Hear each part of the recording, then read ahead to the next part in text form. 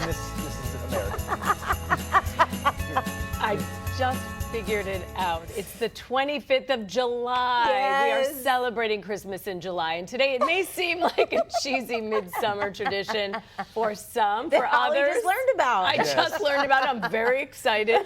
And we learned from Scotty that it's an absolute blast. Yes, yes, yes. Well, the origin of this tradition has various tall tales attached to it.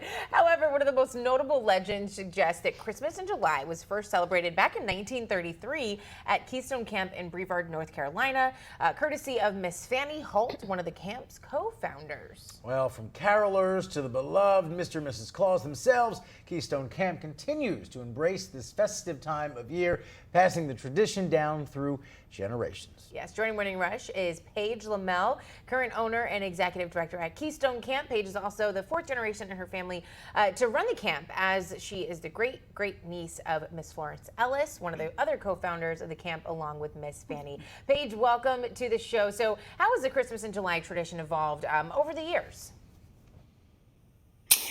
Well, it has been a really interesting process to watch, and it was certainly one of the favorite things that I remember as a camper. We used to do a secret Santa, so everybody in camp would draw someone else's name, and you'd spend time in the craft shop making the gift for that person. It had such a large life that it consumed so much time. We've watched it evolve, particularly because of the diversity of our camper population over time. So now we're doing more of a holiday than a specific Christmas, because we've got to incorporate Kwanzaa, we need to incorporate Hanukkah and some other things to pay the appropriate homage to the celebration of that time of the year. We used to cut the pine tree on the hill, make decorations and crafts, have a decorating party, cocoa, cookies, the whole bit. Santa would often arrive in our red work truck. But just recently, in the last 3 years, I think Santa came down in a kayak off our water slide on our swim lake.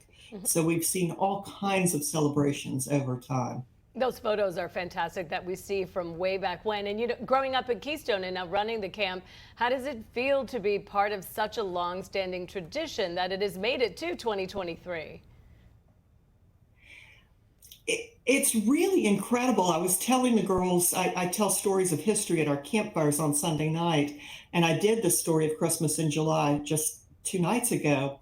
And it was really hard to realize how this idea of this incredibly creative and whimsical person from 1933 has become this entire movement across our country and potentially around the world. Miss Fanny was a very happy person, always seeking to add fun and whimsy to the camp program. And what was so interesting about Miss Fanny is she's given us so many things that we still hang on to today, in addition to the Christmas in July. We're not the typical junior, middle, or senior camp. We're elves, pixies, and dryads. Each of our cabins have a name that Miss Fanny named the cabin, and then there's a story behind that cabin name. She was just this incredibly creative and fun lady that added so much to our program that survived the entire life of our camp. And talk about some of the most memorable moments or surprises during these Christmas in July celebrations. I think one of my all-time favorites was my father, when he was the director with my mother.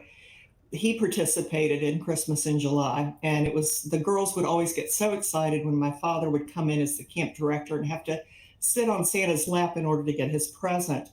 And perhaps one of the best presents my dad received was a jewel and feather encrusted toilet plunger, because that is a tool that is so often needed at summer camp. So Daddy got a feather and jewel encrusted toilet plunger one summer. It was just gorgeous, as you can well imagine. I would want to use it. Yeah. Oh, so what is your reaction to the far-reaching impact or attention that this time of year has kind of received over the years? We're just about out of time, so about 30 seconds.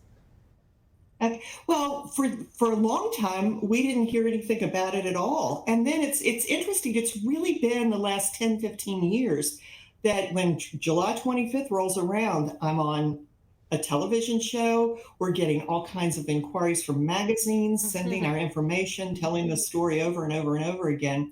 So it's just been this tremendous increase in recent history.